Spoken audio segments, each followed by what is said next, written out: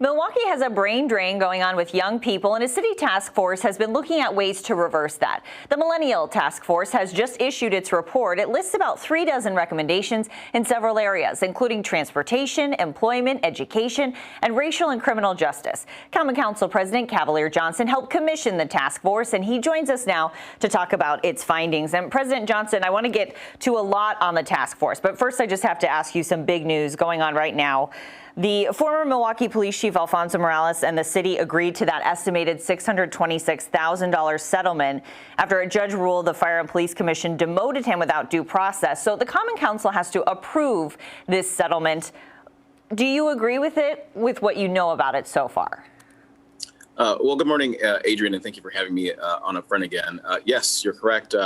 There was a deal that was struck, a settlement between the city of Milwaukee and former Milwaukee Police Chief Alfonso Morales. I do agree with the settlement. I think this was the best outcome for the chief. I think this was the best outcome for the police department. I think it was the best outcome for the city. So, yes, I do agree with it. How do you rationalize to taxpayers spending that kind of money? Well, first of all, it's unfortunate that taxpayers even have to spend the money in this fashion, right? I think that we try to craft it in a way that we wouldn't be put in a position where he'd be getting any money additionally than what he probably would have been getting if he had served out the contract. But we shouldn't have come this way anyway. The Fire and Police Commission erred in their decision to demote him in the first place. And unfortunately, nothing happened in the meantime in order to stop that action from moving forward. And so we've, over the course of the past year, have had to deal with that, have had to deal with a number of acting chiefs at the Milwaukee Police Department, instability at the top. And that's been unfortunate for our taxpayers, I think, more so than even where we are right now. So I'm just glad that we finally have gotten to the point where we've reached a settlement. So the Chief Morales can go his way, the city can go our way. We can move past the troubles we've had in the past year and now have some stability and leadership at the Milwaukee Police Department, which is what our citizens deserve. Let's get back to the Millennial Task Force. We had you on the show originally when you talked about forming this to try to stop the brain drain. So what types of numbers did you find? How big of a problem did you find this to be? Yeah, it certainly was a big problem, not just here in Milwaukee, but across Wisconsin. Over the years, we've lost a number of young people in this millennial cohort. Milwaukee, unfortunately, and Wisconsin as well, have lost young people over the past number of years where the age group in some cities has grown. So it's certainly been a problem. And if we want to make sure that, Milwaukee is a future that is attractive to the business owners, the families, the folks who are going to be our neighborhood stakeholders of the future, then we need to work to correct some of the issues that are repelling them away. And you have a lot of recommendations in here, but one of them was to focus on attracting remote workers, which I thought was interesting. How do you do that?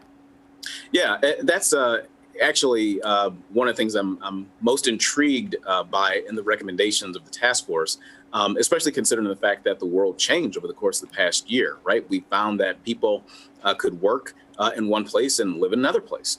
So, for instance, if somebody is having a job in Manhattan, in New York City, and they're making those big New York City dollars, well, you don't have to deal with a big price tag for rent in New York City. You could have greater quality of life and a lower rent payment here in the city of Milwaukee. So go and work in New York, go and work in Chicago, San Francisco, wherever, but make your home here in Milwaukee and use those dollars and spend them in our economy locally here on the ground, supporting jobs right here in Milwaukee. So we actually work with the Department of City Development, and that was the first piece of legislation that we got passed to have the Department of City Development work with M7 and others in order to put together a study to see how we might be able to attract additional workers who are working remotely. And I know that a number of communities across the country are looking to do the same thing. A number of places are offering incentives to folks to come and to live there for a certain amount of time. And so we're looking to see what the report that they come up with will say, and that we might be able to support on that front. What about the Bucks finals run? I have to imagine that could potentially attract some younger people to stay in the city. No doubt. When you look at the images and the videos from the Deer District during this finals run, and even before that, right?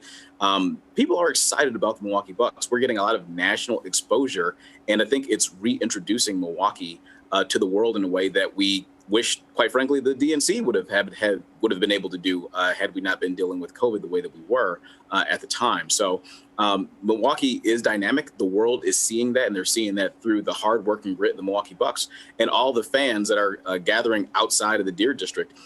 We've got sometimes more than 20,000 people outside the Deer District when the Bucks are playing. That's more people that can fit on the inside, and that's driven in large part by young people. So I think young people, especially across the country, are seeing that energy, seeing that vitality, and rethinking what they may have thought about Milwaukee in the past. Okay, Common Council President Cavalier Johnson, thank you. Right, thank you, Adrienne. Texas lawmakers flee the state to stop controversial legislation. We've seen this movie before.